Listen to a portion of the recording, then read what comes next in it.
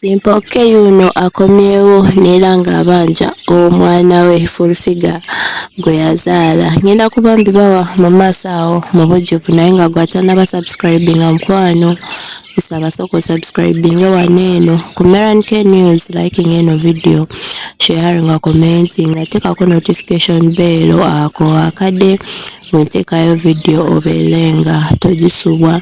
By returning subscribers mbagala nnyo akensuso kyemukola kyakabi nnyo baddiya era mbasaba ate mujjangu okwo bamikwano munange nga tugenze mu maaso. Omwami oba omulenzi amanyiddwako nga Simple K munange yavuddeyo neera ng'abanja full figure omwana we. Mujjukire yavaayoko emabegako eyo ng'ayagala full figure abeere nga muwa omwana we.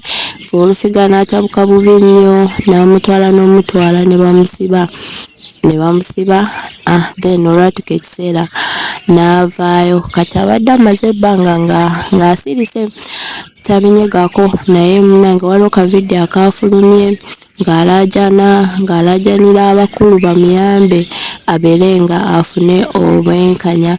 N'annyonnyola butya bwe yasisinkanamu full figure engeri gye yamukozesaamu n'amufunisa olubuto kyokka aganye omuwa omwana we, ayagala omwana amutwalekoko ewaabwe ab'ewaabwe bamulabeko ku bijja bya bajjajja be biki, naye full figure yagaana okumuwa omwana we. Naye waliwo abantu abavuddeyo ne bagamba bunno Bad Black ayinza okuba yali okozesa Simple K.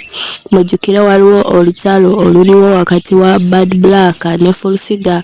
Full figure yasooka n'avaayo n'amwogerera. Mujjukire Bad Black yatandikawo YouTube channel ye akyaza abantu ne bakola interviews, naye kennyini avaayo n'ayogera kweyo channel ye ng'alinga abuulirira abantu. So munange full figure yavaayo n'amugamba bunno already Bad Black yayonoona erinnya lye era abantu mu ggwanga basinga bamumanyi nga malaaya. Tasobola kuvaayo n'atandika obwo YouTube channel buno okubuulirira abantu mbu tewali bintu byagenda buulirira abantu bye bagenda kutwala kubanga bamumanyi nga malaaya, naye kati yeefuula mbu motivational speaker. Era Bad Black naye yavuddeyo awo n'amwogerako bingi n'amugamba nga we yaggyamu olubuto lwa Geoffrey Lutaaya n'ebya Simple K byonna n'abireeta n'ebirala bingi n'okumuwemula n'amuwemula nga we mumanyi Bad Black.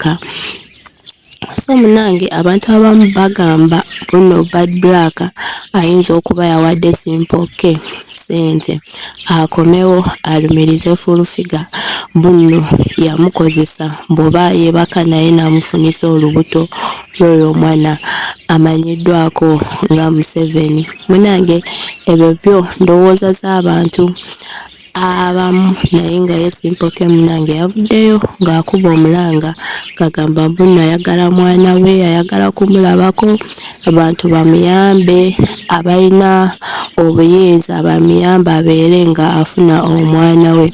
So bamikwano video yino kambeere nga ngibalekerako mubiwulire nga biva mu kamwa ka Simple K.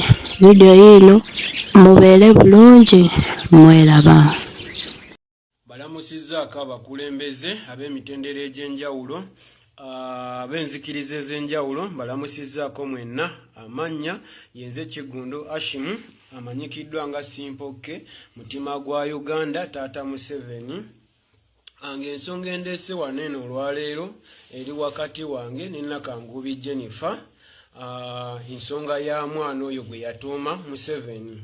Ntutte ebbanga omwana awezezza ebbanga lya myaka 4, nange nnyina obulumi nga taata, neetaaga omwana wange omutwalako mu kika kye, naye omukazi takkiriza.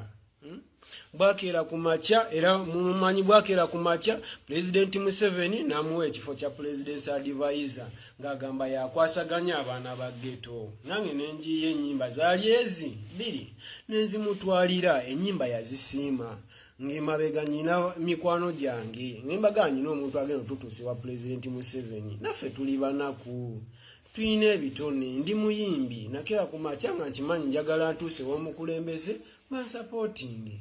Mu mbeera eyo we natuuka gy'ali ate nanziza mu bintu bya kunkozesa. obukwakulize bwe yateekawo kwegatta nze naye Fulufiga akozesa ebitamiiza bingi nga bw'anywa enjaga bw'anywa omwenge gwe nga ankubira ng'olwo ayagala nze kunkozesa kwegatta naye mu mbeera bw'etyo. Kituufu twali bw'amala okukolesa ebyo akyamazima kambabulire Fulufiga teri musajja amwagala, talina musajja kitegeera. Bwakeera ku makya tugende ebbanga lyatambula nga nkozesa kaseera ne katuuka n'angamba mbu nno yafunye olubuto lw'omwana wange. Bwe nawulira amawulire ti Fulufiga yazadde omwana bwe ntyo nenkuba amasimu nange ngende ndabe ku mwana wange. Bwe batyo batandika okunkubira amasimu nga bantiisatiisa bampambye ne batandika okunteekako emisango egitaliiyo. Ngayunga ebisangosango bansibye emyezi 32 nembeera mu kkomera nenejjusa lwaki nakera ku makya nenjiye ennyimba za pulezidenti ebbiri ze nali mutwalidde okunoonya akalulu.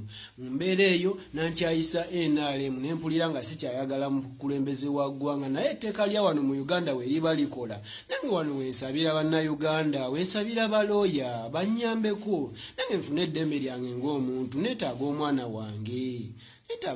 wange. Nange mbeereko kati antiisatiisa siraba lwaki antiisatiisa wensabira bannayuganda ng'abantu abalala bazzi bafuna obwenkanya nange wenjagala mbufune. Bane Fulufiga bw'aba yansibira gwa kuvuma ye amateeka gamukwata ddi kubanga avumye buli kiramu avuma buli omu.